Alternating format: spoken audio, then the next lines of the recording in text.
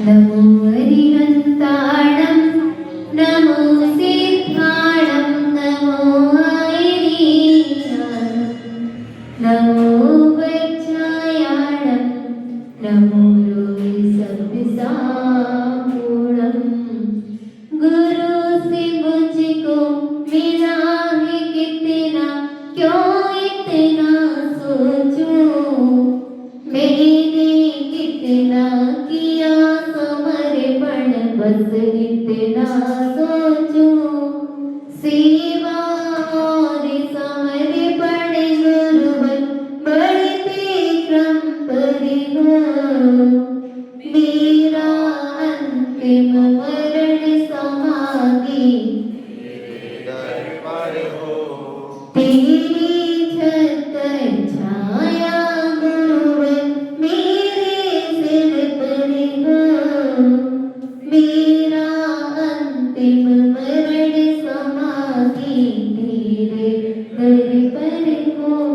देवोदित चिंतामणि श्री पार्श्वनाथ भगवान की मोहनदास श्री आदिनाथ भगवान की आचार्य श्री विराट सागर जी महाराज की आचार्य श्री विशेष सागर जी महाराज की आचार्य श्री भगवत सागर जी महाराज की जिम्बाड़ी पुजारी नमस्ते श्री माता जी की अहिंसा में विश्व धर्म की समस्त हरिका संघ की जय। अभी जो मंगल चरण कर रहे थे कि सेवा और समर्पण बढ़ते क्रम पर हो। अपन क्या करते हैं सेवा और समर्पण को बढ़ते क्रम पर तो नहीं ले जाते मगर अपन क्या करते हैं जैसे जैसे समय बीतता जाता है और अपन क्या करते हैं अपनी सेवा में कटौती आती जाती क्या नहीं। कोई भी वृद्ध आपके घर पहले दिन बीमार होके पड़ा होगा तो उसकी सेवा कैसे करोगे 24 घंटे करोगे और फिर क्या करते थोड़ा थोड़ा अब कब तक सेवा करें कब तक उसकी करें तो हम लोग क्या करते हैं उसकी कटौती कर देते हो करते हो कि नहीं बस ऐसे ही जो अपन गुरु की सेवा में भी क्या करते हैं अगर आपके ज्यादा दिन तक कोई गुरु रुक जाए तो आप लोग क्या करते हो भक्ति में कभी करते हो क्या भक्ति बढ़ती है आप लोगों की। हमको तो कलिंद्रा में ऐसा दिख रहा है पहले दिन आए थे तो भक्ति थोड़ी सी कम थी आज भक्ति थोड़ी सी ज्यादा है यानी कलिंद्रा वाले ऐसे नहीं है कि सेवा और समर्पण में अपनी कमी हो। आप लोग क्या कर रहे हो सेवा और समर्पण में बढ़ोतरी कर रहे हो नहीं माता जी अभी आप रुकना क्यों क्योंकि आपको साधु का पता है कि सानिध्य मिलेगा तो हमारा जो अनादि काल से भ्रमण चल रहा है वो कहीं ना कहीं जाके तो समाप्त होगा ही होगा। इसलिए हमेशा गुरु की सेवा करने में कभी भी पीछे नहीं हटना। कहते हैं एक बार की घटना है कि आचार्य अपने आचार्य से है ना विद्यासागर महाराज जी का उनका यश कितना क्यों फैला था। जब आचार्य नए नए दीक्षित हुए थे तो अपने गुरु की वो सेवा कैसे करते थे अगर आचार्य को जंगल में रखी तो अपने अंजलि में रख के और उसको फेंक दिया कभी उससे गिरानी नहीं की। और अपन लोग क्या करते हैं कोई भी माता जी महाराज जी को अगर थोड़ा सा पसीना आ गया कोई को कुछ भी आ गया तो अपन को क्या आती है गिरानी आती है ना। बस जो गिरानी को जीत लेता है वही यश को प्राप्त करता है। इसलिए हमेशा क्योंकि आखिरी समय पे अपने माता पिता की भी आपको कभी ना कभी उसकी जंगल लैट्रिन आपको साफ करने का मौका मिले तो आप उसमें गिरानी मत करना क्योंकि वो ही आपके कर्मों को काटने वाला है। आचार्य श्री का यश क्यों फैला क्योंकि उन्होंने कभी भी अपने आचार्य श्री की भैयावृत्ति करने में कभी गिरानी नहीं की। और जो गुरु रहते हैं वो हमेशा क्या करते हैं आचार्य विराट सागर महाराज जी को ही देख लो उनने समाधि क्यों इतनी अच्छी कर पाए सचेत रूप में क्यों समाधि कर पाए क्योंकि सबसे ज्यादा अगर समाधि किसी ने करवाई होगी तो वो कौन है आचार्य विराट सागर जी।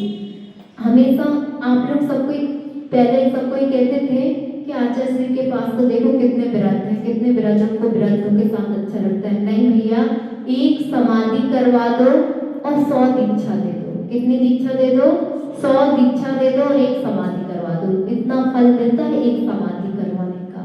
और आचार्य श्री ने तो अपनी 200 से ऊपर समाधि करवा दी थी विराट सागर जी ने। इसलिए तो उनकी समाधि कैसी हुई बिल्कुल सचेत रूप में हुई। उन्होंने क्या करा वीडियो भी बनवा के छोड़ गए जिनमें किसी को कोई भी टेंशन ना हो कि क्या क्या आगे कैसा होने वाला है। उन्हें पूरा सब उसको ऐसा कार्य करना है। क्योंकि उनने इतनी समाधि करवा दी थी ना, उनको गिरानी नहीं हुई थी ना, उसके कारण उनको पहले से पता पड़ गया कि मेरी भी आज समाधि हो जाएगी। क्योंकि कहते हैं ना, आप एक जीव को, बैल को नमोकार मंत्र सुनाया तो क्या हुआ, बैल ने भी आके देव बन के उसकी रक्षा की। और अपन क्या करते हैं, मर रहा है तो मर जाने दो, घर में मर रहा है तो कहीं मर जाने दो, मगर अपन उसके लिए पसीजते हैं क्या? नहीं है। बस आप थोड़ी सी सेवा भावी हो जाओ, थोड़ा उसके प्रति नम्र हो जाओ, तो आप देखना आपकी रक्षा करने को मनुष्य नहीं आएगा, मगर आपने जिसको जानवर को नमोकार मंत्र सुनाया ना, वो जानवर भी मर गया, फिर क्या बनेगा, देव बनेगा और आपको आगे आपका संबोधन देगा। इसलिए अब कहते हैं ना, जो सीता है वो सीता क्या है, अभी देव बनी है कि नहीं? अब वो जाएगी नरक में और रावण को क्या करेगी, संबोधन करेगी। इसलिए हमेशा ऐसी सेवा करो कि अपन के ऊपर कोई भी अपने ऊपर आके देव अपन को संबोधन कर सके। कहाँ जाएगी देव सीता? नरक में जाके संबोधन देगी। किसको देगी? रावण को, जिसने उसके ऊपर उपसर्ग किया था। आज उसको समझाने कौन जाएगी? सीता। क्योंकि रावण भी भावी तीर्थंकर है। क्या है? तीर्थंकर होने वाले, और उनके गढ़ कौन बनेगा? सीता। इसलिए उसको तो अपना कर्तव्य करना ही पड़ेगा। इसलिए कर्तव्य से कभी भी पीछे नहीं हटना। चाहे आप बच्चों को पढ़ाओ या कोई को भी पढ़ाओ, निस्वार्थ भाव से सेवा करोगे तो आपको फल अच्छा मिलेगा। और स्वार्थ के साथ आप कितनी भी सेवा करते जाओ, आपको फल मिलेगा क्या? आप इस भाव से कर रहे हो कि जब मैं माँ की सेवा करूंगा तो माँ का जितना धन है मेरा हो जाएगा। ये करते ना आप लोग, ये देते ना, पिता की सेवा करूंगी, अंतिम समय में मैं सेवा करूंगी तो मेरा पूरा धन हो जाएगा। मगर नहीं भैया, अंतिम समय में आपने अच्छे परिणामों से सेवा कर ली और उसने आपको एक बार आशीर्वाद देके चले गए ना, तो आपका जीवन तो वैसे ही सुधर जाएगा। आपको किसी धन दौलत की जरूरत नहीं पड़ेगी। एक बार की बात है, जीव और दान की दोनों की लड़ाई हो गई। किस किस की? जीव और दान की। जीव कहती कि मैं पूरा दिन काम करती रहती हूँ, और दान क्या करते हैं? क्या करते हैं? जीव कब से आती है अपने साथ में? बचपन से रहती है ना, जब जन्म होता है अपने साथ में जीव बन जाती है। और दान कब आते हैं? 1 साल बाद। और कब चले जाते हैं? बुढ़ापा हुआ, 50 आया और दान अलविदा कर जाते हैं। बस जीव ने कहा मैं पूरी जिंदगी इसके लिए लगी रहती हूँ, और तू क्या करता है? जितना भी आता है भोजन उसको तू चबा के और अंदर कर देता है। बस दोनों की लड़ाई हो रही थी। और दांत कहता है कि मैं भी तो बहुत कार्य करता हूँ, मुझको पूरा भोजन को पचाने के लिए पहले अच्छा उसको चबाना पड़ता है, और तू उसका रस लेके पूरा स्वाद ले लेती है। अब दांत कहता है देखता हूँ तेरे को, तू कितने मजे में रहती है। उन दोनों की लड़ाई हो रही थी। तो दांत ने क्या करा, जीव को अपने बीच में ले आया, और उसको बहुत दर्द हुआ। और दांत को मजा आया, क्योंकि किसी को आप लोग परेशानी में देखते हो तो आप लोगों को मजा आता है ना? आता है कि नहीं आता है? आता है। अंदर अंदर अगर जिससे आपकी दुश्मनी हो, बैर हो, और उसकी इधर कोई घटना घट जाए, कोई का एक्सीडेंट हो जाए, कोई का कुछ भी हो जाए, आकस्मिक मरण हो जाए, तो आपको बहुत आनंद आता है, भैया अच्छा हुआ वो इंसान चला गया, अब तो मैं खुश से रहूंगा। ये सोचते कि नहीं सोचते हैं? बस ऐसे ही वो दांत सोच रहे थे कि आज मैंने इसको मजा चखा दिया। अब जीव कहती थोड़ा सा धैर्य रखो, धैर्य का फल मीठा होता है। और धैर्य जीव गई और एक जगह पर जाके उसने अनशब्द कहना स्टार्ट कर दिया। और जैसे ही उसने इंसान ने बोला, और उस क्या हुआ, एक मुक्का मारा और पूरे दांत 32 के 32 बाहर हो गए। अब क्या हुआ, जो 2 ग्राम की जीभ है ना भैया अपनी, उसको कहते थे पहले जमाने में तौल तौल के बोलो। कैसे बोलो? तौल तौल के बोलो। और तौल तौल के नहीं बोलते थे, तो इसलिए तो महाभारत हो गए। क्या महाभारत किसके कारण हुई? 1-2 ग्राम की जीभ नहीं तो कहा था कि अंधे के बेटे अंधे होते हैं।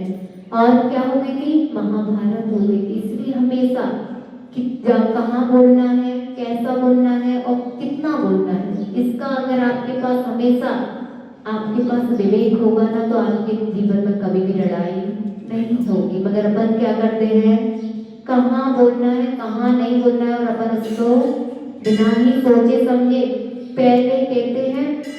गुरुजी हमेशा बोलते हैं कि बेटा तुमको बोलना है, उसके पहले मन में सोच लो कि हम ये शब्द बोलने वाले हैं, और अगर हमने ये शब्द बोला और इससे क्या होगा। पहले दोनों पहलू को देख लो, अच्छा होगा कि बुरा होगा। और जब तक तुम बोलोगे नहीं तब तक आपका कार्य भी सिद्ध होगा नहीं। इसलिए ऐसा बोलो कि सबके लिए हित में तो अप्रिय हो। और अपन कैसा बोलते हैं, इसके ऑपोजिट ऐसा बोलते हैं कि किसके लिए हित में तो नहीं हो, अहित में ही बोलते हैं। बोलते हैं कि नहीं, जितने भी अपन शब्द सुबह से शाम हो जाएगी, सुबह से अगर आपको आपकी पत्नी ने आपके हाथ में चाय नहीं रखी तो उसके लिए आप कैसा बोलोगे। एक दिन तो आपने उसका आपने का कार्य नहीं कर पाएंगे, मगर आप उसको 100 बुराइयों 100 अच्छाइयों को भूलकर उसकी एक बुराई को याद करोगे कि उसने मेरे साथ मेरे को समय पे चाय नहीं दी। बस एक दिन की बुराई को आप हमेशा याद करते हो और 100 दिन की अच्छाई को आप लोग पीछे कर देते हो। हमेशा ये सोचना कि उसने मेरे साथ कितना उपकार किया है। उपकार नहीं करती कि आपकी पत्नी आपके साथ हमेशा हमेशा आपके लिए लगी रहती है, आपका हर कार्य करती रहती हो, मगर उससे एक कार्य नहीं हुआ तो आप लोग क्या करते हो, सुनाना स्टार्ट कर देते हो। ऐसा ही वो पत्नियां भी आपके साथ भी करती है। कोई भी दूध की दूधी होती है क्या, वो भी आपके साथ करती है। अगर आपने उनका कार्य समय पर नहीं किया, उनने आपसे कहा कि हमको ये चीज चाहिए और आप खरीद के नहीं ला पाओ, एक दिन लेट हो जाओ, तो क्या करती है, आपकी 100 दिन की अच्छाई को भूल जाती हो। और एक दिन आप तो हमारे साथ ऐसे ही करते हो, कभी मेरे को कुछ भी टाइम पे आके नहीं देते हो। करती क्या नहीं करती थी आपकी भाभी, करती क्या, ऐसा नहीं करती आपके साथ। अगर अभी बोल देंगे तो पीछे कहीं तो ना कहीं तो बैठी होंगी और लड़ाई हो जाएगी घर पे, श्री माता जी अभी तो मैं कुछ भी नहीं बोल सकता। बस जो आप लोगों का चल रहा है ना कि 100 अच्छाई को ना देख के एक बुराई को देखते हो, बस एक बुराई को देखना बंद कर दो। जो 99 अच्छाई है, अच्छाइयों को देखोगे तो आपको अच्छाई दिखेगी, और आप एक बुराई को देखोगे ना तो आपको दूसरी बुराई दिखेगी, और बुराई के अंदर बुराई समा जाती है। इसलिए बुराई को देखना बंद कर दो। बोलो ऐसा मैं विश्व धर्म की जय।